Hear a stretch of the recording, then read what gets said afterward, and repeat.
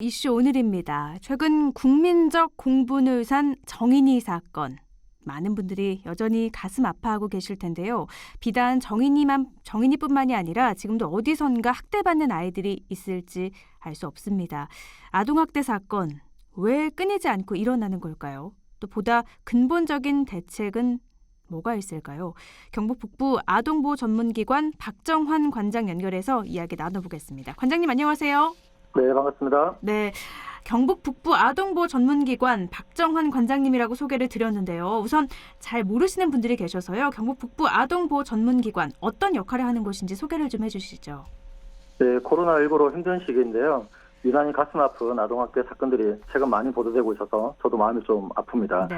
6월 천안 의붓 아들 여행용 가방 사건이나 작년 10월 입양 16개월 정인이 사건 등 아동보호 전문기관은 아동학대와 관련하여 신고를 받고 현장 조사 및 필요에 따라 즉각 분리 보호 등을 실시하고 있는 기관입니다. 또한 아동학대 가정을 사례관리를 통해서 가정에서 아이들이 건강하게 자라날 수 있게 지원하는 역할을 감당하고 있습니다. 참고로 작년 10월 1일부터는 아동학대 업무가 전면 개편되어서 일부 시군을 시작으로 아동학대 전담 공무원이 배치되어 신고 접수와 현장 조사 업무는 공공화가 시작되었습니다. 네, 그러니까 아동학대에 관해서 예방하고 또 사후 조치까지 하는 기관인 거잖아요. 네.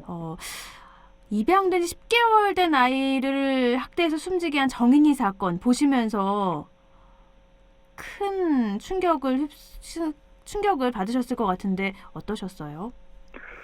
아동보호 전문기관에 종사하는 한 사람으로서 누구보다도 저희 기관이 더욱더 민감하게 아동을 보호해야 했었는데 세 번의 신고 끝에 사망에 이르게 된 점은 너무 가슴 아픈 지점입니다. 네. 조금만 더 주의를 기울였다면 아마 정인이에게도 다른 삶이 시작될 수 있지 않았을까 하는 아쉬움이 많이 남습니다. 네, 많은 분들이 안타까워하는 것도 바로 그 점이에요. 3번이나 신고를 했는데도 결국에는 사망을 한 사건 왜 이렇게밖에 될 수 없었는가라는 건데요. 안타깝지만 우리 지역도 예외가 아니라고요. 우리 지역의 아동학대 현황도 한번 살펴주시죠. 네, 제가 속한 지역은 경북 지역인데 현재 경북 지역은 동서, 남북 4개 권역으로 나누어 아동보호 전문기관이 운영되고 있습니다. 그중 저는 북부 지역인 안동, 영주, 문경, 예천, 봉화, 영양 이렇게 6곳을 담당하고 있는데요. 경북 지역은 매년 평균 2,500건 정도의 아동학대 신고가 있으며 그중 90% 이상은 대부분 아동학대로 판단되어서 사례관리가 진행되고 있습니다.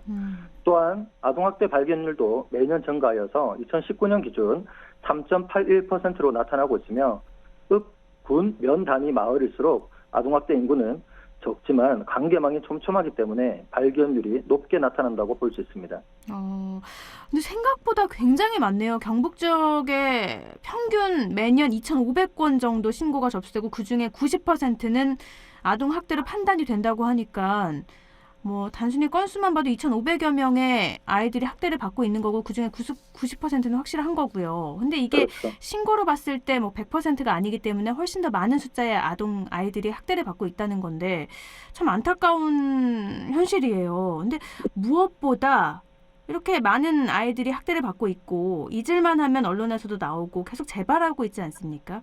네. 어떤 대책이 좀 필요할까요? 제가 앞서 아동학대 발견율에 대해 말씀드린 바 있는데요. 아동학대 선진국들은 발견율이 평균 9% 이상입니다. 현재 한국은 4% 정도인데요. 현행보다 더 많은 아동학대 사건들이 발견되어져야 아이들이 안전한 가정이 될 것으로 보고 있습니다.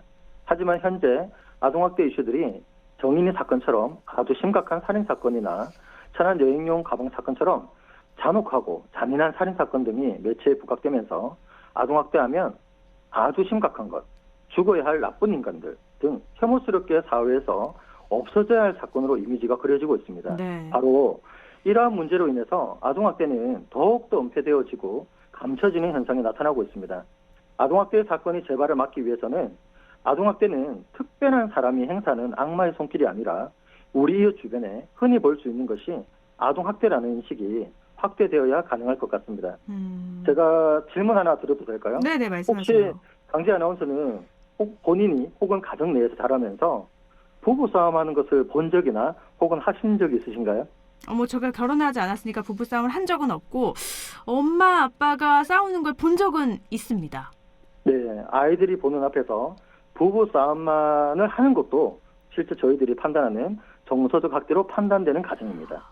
단순히 그러니까 뭐 잔인하게 아이들을 때리고 이런 것뿐만이 아니라 아이들 앞에서 부부싸움을 하는 것만으로도 정서적 아동 학대라는 거죠. 그렇죠. 그러니까 아동학대 개념을 조금 다시 잡아야 될 것 같아요.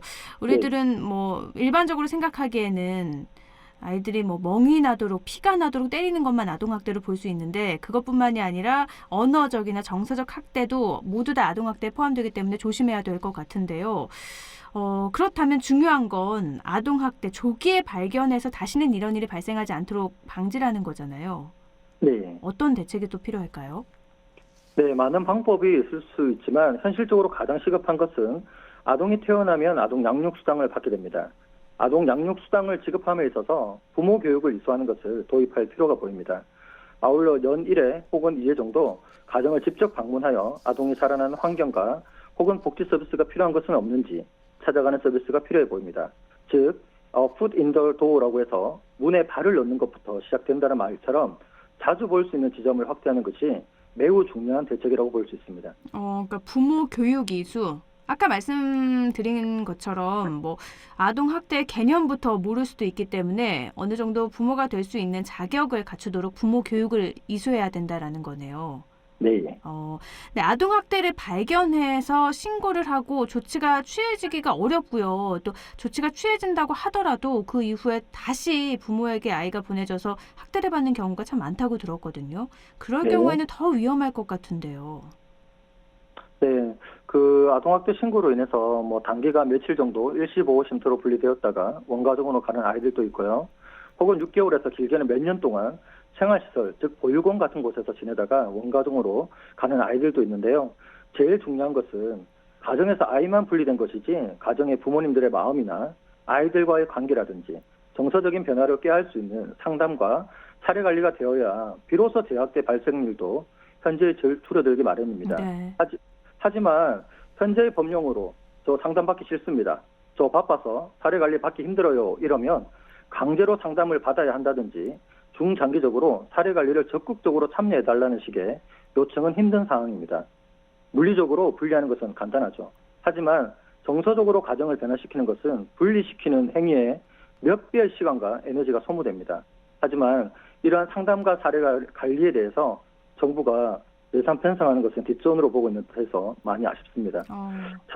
참고로 미국 같은 경우에는 아동학대 상담원이 평균 15명 정도의 가정을 관리하는 반면 한국 같은 경우에는 한 명이 최소 60명에서 많게는 100가정을 감당하고 있는 실정입니다. 그러니까 단순히 이렇게 수치로만 봐도 미국 같은 경우에는 한 명의 상담원 15명을 관리하는 것과 한 명이 60명을 관리하는 건 질적으로도 차이가 있겠죠. 그런데다가 우리나라는 뭐 부모 교육 이수뿐만이 아니라 아동 학대했던 부모라도 뭐 교육 이수 받기 싫어요, 상담 받기 싫어요 하면은 강제적으로 받게 할 수 있는 법적 조치가 없어서 더 큰 문제가 되긴 하겠네요.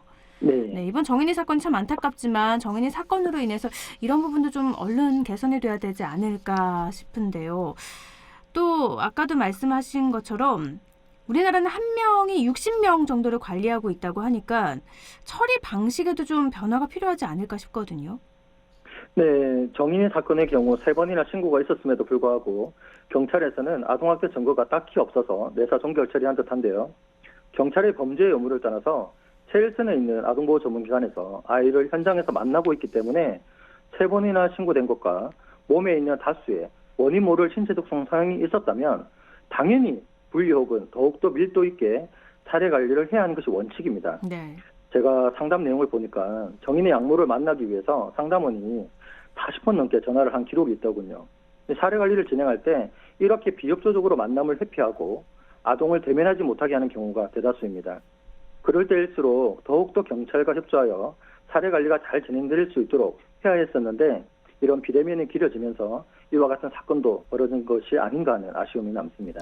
이건 이전 말씀하신 거하고 연결이 되는 것 같아요. 좀 법적으로도 조치가 확실하게 마련이 됐더라면 이렇게 전화를 40번이나 해도 안 받고 만남을 회피하고 이랬다면 아동학대가 더욱더 의심되는 사례이기 때문에 더 큰 관리가 필요했을 텐데 참 안타깝습니다. 네. 그렇다면 학대 의심 아동을 혹시라도 보게 된다면 그럼 시민들은 이럴 때 어떻게 하면 되죠? 네, 아이가 있는 집인데 부부싸움에 잦다든지 학업에 대한 기대치가 높아서 아이를 너무 스파르타식으로 키운다든지 아이가 일탈이 있어서 가출하고 말을 듣지 않는다고 해서 체벌로 아이를 바르게 잡아버리고 애쓰는 부모님들이나 특히 남자아이가 담배를 핀다고 버릇 고친다고 체벌하는 가정 등 아동학대는 우리 주변에 쉽게 발견될 수 있는 사건입니다. 하지만 이런 생각 드시지 않나요? 괜히 가정사에 발 담궜다가 이웃끼리 속 시끄러워지지 이런 생각 드시죠? 작은 사건 같고 그냥 가정사 같은 하찮은 그런 사건이 조금씩 아동학대는 이 정도는 괜찮아 라는 문화를 만들게 되고 그것이 곧 정의의 사건처럼 살인 사건까지 확대될 수 있다는 점을 기억해 주었으면 좋겠습니다. 아동학대일까 신고를 망설이는 분께 말씀드리고 싶습니다.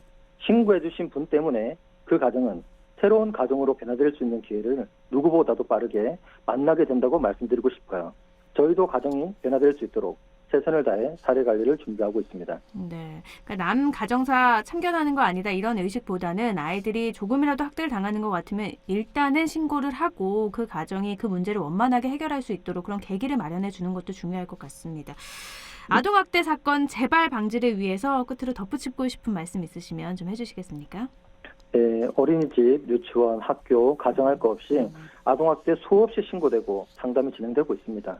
모든 아이를 보호하는 선생님과 학부모를 잠재적인 범죄자로 의심의 눈초리로 보는 데 집중하지 마시고 어떻게 하면 우리 아파트에, 우리 유치원에, 우리 마을에 지금보다 더 아이를 잘 키울 수 있는 문화가 어떻게 하면 형성될 수 있을까에 대한 고민이 시작되는 성숙한 사회가 되었으면 하는 바람입니다. 아동학대를 하고 있는 사람들은 1000명 중에 4명 정도밖에 되지 않습니다. 다수의 시민이 아이를 더욱더 건강하게 키워야 함을 잘 보여주시고 관심 가져주신다면 우리 아이들이 지금보다 더 행복한 마을에서 가정에서 자라지 않을까 생각합니다. 네, 1000명 중에 4명 많은데요. 네. 곧 이 1000명 중에 4명이 아니라 뭐 100만 명 중에 몇 명 이렇게 적어졌으면 좋겠습니다. 네, 오늘 말씀 고맙습니다. 네. 네, 경북 북부 아동보호 전문기관 박정환 관장이었습니다.